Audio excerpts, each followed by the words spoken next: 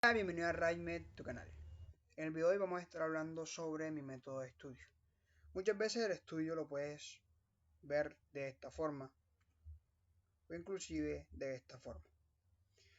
La finalidad de este video es que, al igual que yo, encuentres una forma a través de la cual el estudio se te haga mucho más ameno y a su vez que el estudio sea mucho más efectivo. Ahora te preguntarás, ¿cómo lo hago? A continuación te voy a explicar una serie de pasos los cuales considero desde mi punto de vista son fundamentales para el estudio de cualquier tema en medicina. Entonces, estos son los pilares. El tiempo de estudio, un concepto que considero como un boceto, próximamente voy a estar explicando qué es.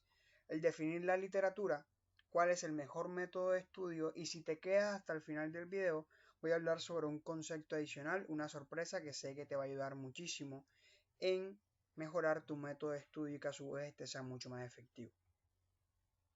Respecto al tiempo de estudio, bien decía Eduardo Galeano, lo mejor que el mundo tiene está en los muchos mundos que el mundo contiene.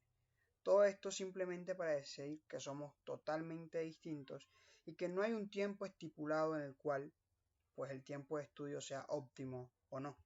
Que Usain Bolt tenga el récord en 9.58 segundos en 100 metros planos no significa que un atleta que sea campeón mundial tenga menos mérito porque lo consiguió en muchísimo más tiempo. Todo esto simplemente para decir de que debemos conocer nuestros tiempos, ya que si los conocemos el estudio va a ser mucho más fácil.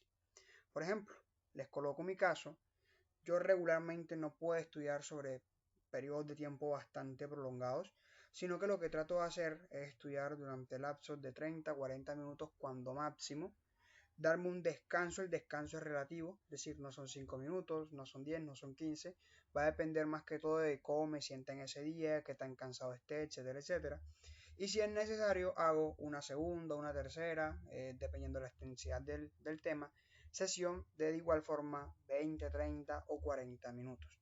Hay personas a las cuales les funciona estudiar de largo, de uno solo, durante mucho tiempo, pero en lo personal yo he identificado que a mí no me sirve. Entonces, el primer punto sería justamente eso, identificar cuál es el lapso de tiempo en el cual puedes mantener la atención, puedes enfocarte de forma óptima y a su vez el estudio sea mucho más ameno y correcto. Ahora viene la parte del boceto. Y es que desde lo personal considero que antes de cualquier obra de arte, en cualquier contexto, se debe realizar un boceto. Y esto yo lo aplico en el estudio también. Para mí, un boceto no es más que trazar las primeras líneas previas a una obra definitiva. Es imaginar una idea general sobre el tema. Entonces, lo que yo hago antes de sentarme a estudiar es colocar un reloj cronometrado 5 minutos y si por ejemplo voy a estudiar TBP, empiezo a escribir sobre TBP durante esos 5 minutos. Eso me va a ayudar a identificar en primera instancia qué es el tema, qué idea tengo del mismo y a conectar ideas, a ver si estoy en lo correcto o no.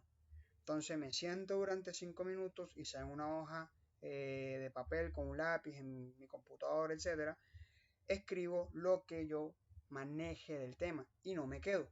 Por ejemplo, esto es un boceto bastante corto.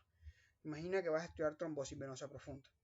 Entonces te sientas, colocas el cronómetro, 5 minutos y ¿cuál es la definición? Pues en el momento sacas de que la trombosis venosa profunda es una trombosis de los sistemas venosos profundos de los miembros inferiores. Ok. ¿Cuál es la etiología? Pues anotas algunos factores de riesgo, como sería antecedente de trombosis venosa profunda, cirugías previas, inmovilización, pero no te acuerdas de más, ok, no hay problema.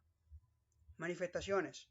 ¿Tiene dolor en miembros inferiores? Quizás no lo tiene seguro, entonces lo dejas interrogado. ¿Cuál es el método diagnóstico óptimo? Si no lo sabes, no hay problema, continúa. Viene la parte del tratamiento, si anticoagula o si antiagrega. Todas estas dudas van a ser importantes porque al momento de estudiar el tema ya de forma óptima, pues vas a correlacionar tus presaberes y vas a saber en primera instancia qué baches tienes, qué tienes que mejorar y qué conceptos tienes claros. Porque, por ejemplo, al momento de estudiarlo ya sabes el diagnóstico y enseguida lo correlacionas como que, epa, al inicio no lo sabía, ahora ya lo sé y es X forma. Ahora, si no te gusta esta parte del boceto, podrías reemplazarlo por simplemente realizar test o realizar casos clínicos respecto al tema que vas a estudiar previo al inicio del mismo, ya que de igual forma has identificado que estos métodos te van a ayudar a identificar a su vez qué tanto conoces del tema. La siguiente pregunta o el siguiente enigma es la literatura, la información. ¿Dónde debo buscar? En donde vivimos un mundo tan globalizado donde la información es extremadamente amplia, pero a su vez, para que el estudio sea efectivo, nosotros debemos identificar una literatura que sea óptima y acorde a nuestro nivel, que es justamente lo siguiente. En medicina tenemos muchos libros, muchos artículos de revisión, inclusive podemos encontrar muchos videos de YouTube. Pero debemos centrarnos en dos cosas para escoger la literatura que vamos a utilizar. En primera instancia es la calidad. Debemos tener buenas fuentes de información que nos permita de forma óptima obtener los conocimientos que necesitamos. Preferiblemente una buena base de datos, un buen libro y demás. Claramente no van a buscar en Wikipedia, Rincón de Pago, ni nada de esto. Y lo segundo, que también considero que es muy importante, es que el contenido debe ser acorde a tu nivel académico. Si, por ejemplo, eres un estudiante que recién está en clínicas, no te vas a ir a leer un metaanálisis o algo por el estilo porque son contenidos que son mucho más grotescos, mucho más pesados y que quizás el estudio no te va a ser tan ameno.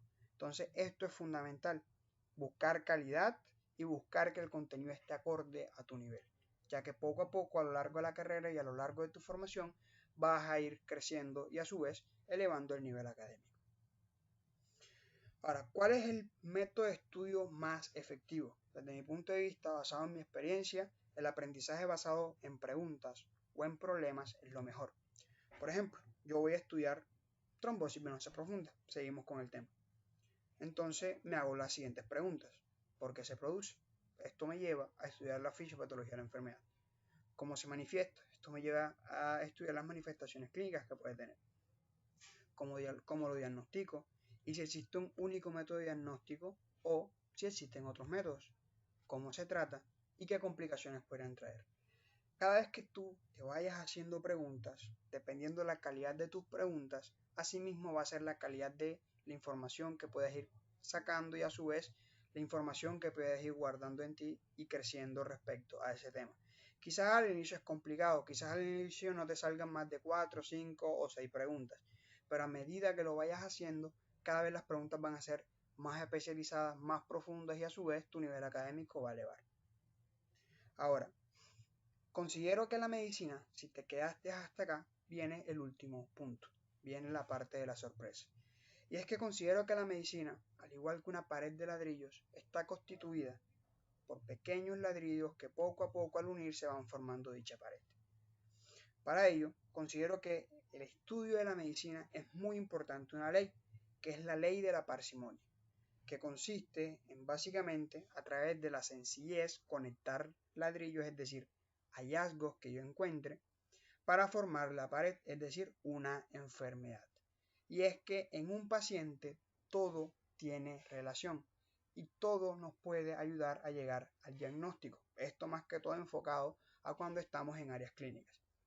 Y me explico, por ejemplo, si al momento de tú estar estudiando trombosis venosa profunda, en primera instancia dirás, ok, la paciente tiene antecedente de una cirugía y tiene antecedente también el uso de anticonceptivos orales.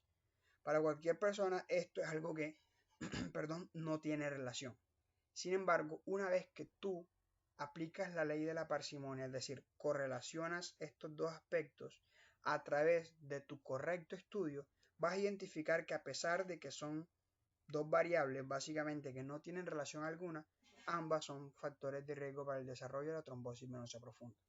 De esta forma lo puedes ir desarrollando no solamente para factores de riesgo, sino para manifestaciones clínicas, correlación de otras patologías para saber qué se pueden provocar o no. Con esto hemos terminado el video, espero que te haya gustado, si es así considera suscribirte al canal y activar la campana de notificaciones para que estés atento a todo nuestro contenido.